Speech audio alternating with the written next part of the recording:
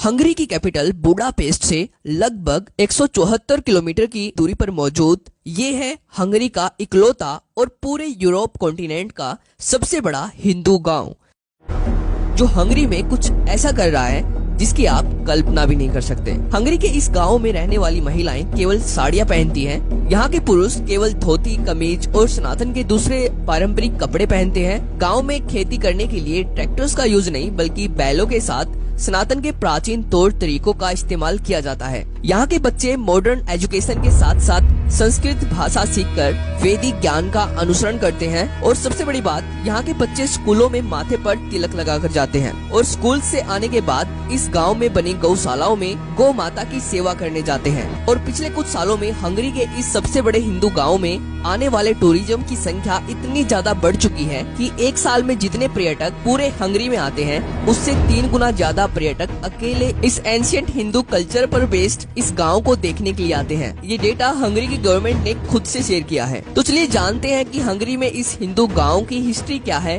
कैसे आज ये गांव हंगरी में इतना ज्यादा ट्रेंड कर रहा है, इसको किसने और क्यों बनाया, और जानेंगे कि कैसे यूरोपियन कंट्रीज में धीरे धीरे सनातन के एंशिएंट कल्चर की डिमांड बढ़ती जा रही है, जिससे इन देशों में सनातन के लिए एक बड़ी अपॉर्चुनिटी इंतजार कर रही है। तो इस वीडियो को पूरा जरूर देखना, बहुत सारी नई चीजों के बारे में आपको पता चलने वाला है। और अगर आपको ये वीडियो इम्पोर्टेंट लगती है तो वीडियो को लाइक करके इसको अपने रिलेटिव्स के साथ शेयर कर देना, जिससे इस वीडियो की रीच बढ़े और वीडियो ज्यादा से ज्यादा ऑडियंस तक पहुंचे। तो चलिए देखते हैं।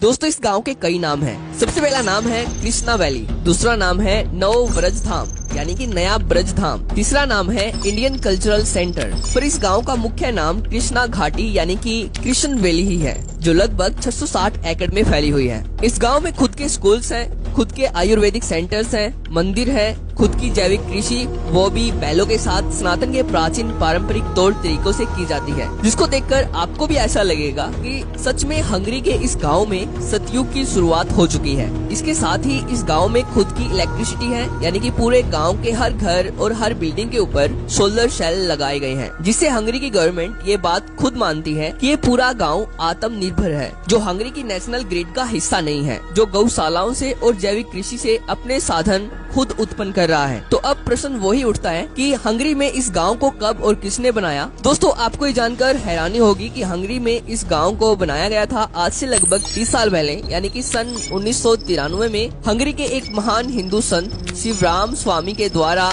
हंगरी में इस गांव की स्थापना की गई थी। और शिवराम स्वामी के निस्वार्थ भावना से किए गए सनातन के प्रति महान कामों को बताना शायद ही मेरे लिए इस वीडियो में पॉसिबल हो, क्योंकि अगर मैं इस महान संत के द्वारा किए गए सभी कामों को इस वीडियो में बताने लग जाऊं तो ये वीडियो 1 घंटे से ऊपर चली जाएगी। दोस्तों, शिवराम स्वामी का जन्म सन 1949 में हंगरी की कैपिटल बुडापेस्ट में हुआ था और तब ये सनातन धर्म से दूर दूर तक कोई संबंध नहीं रखते थे। पर जब ये सन 1980 में लंदन आए तब इन्होंने भगवत गीता से प्रेरित होकर इस्कॉन को ज्वाइन किया और इस्कॉन के माध्यम से सनातन धर्म अपनाया और अपना सब कुछ छोड़ सनातन में एक साधु का जीवन अपना लिया और अपना सिंपल लिविंग और हाई थिंकिंग का मोटो बनाया, जो सनातन के वेदों से इंस्पायर्ड है। और इनको भगवत गीता इतनी ज्यादा पसंद आई कि हंगेरियन लैंग्वेज में भगवत गीता को ट्रांसलेट करने का पूरा क्रेडिट भी इन्हीं को दिया जाता है, जिसको पढ़कर बहुत सारे हंगरी के लोग सनातन धर्म अपना पाए हैं और इस हिंदू वैदिक गाँव में रहने के लिए प्रेरित हुए हैं, जिसके कारण साल 2009 में शिवराम स्वामी के कामों से खुश होकर हंगरी के उच्च शिक्षा और विज्ञान के तत्कालीन राज्य सचिव कैरोली मनहर्ज के द्वारा इनको हंगरी गणराज्य के गोल्ड क्रॉस ऑफ मेरिट से सम्मानित किया गया, जो हंगरी में दूसरा सबसे बड़ा पुरस्कार है। यह पुरस्कार शिवराम स्वामी के उत्कृष्ट और मूल्यवान धर्मार्थ और मानवीय कार्यों के लिए इनको दिया गया था। पर दोस्तों, केवल इतना ही नहीं, जैसे कि मैंने आपको वीडियो के स्टार्टिंग में बताया कि एक साल में जितना टूरिज्म अकेले पूरे हंगरी में आता है उससे 3 गुना ज्यादा tourism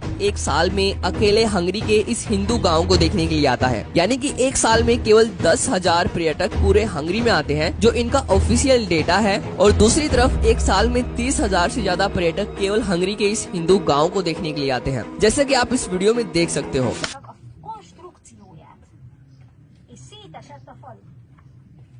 Mi veszett el belőle akkor?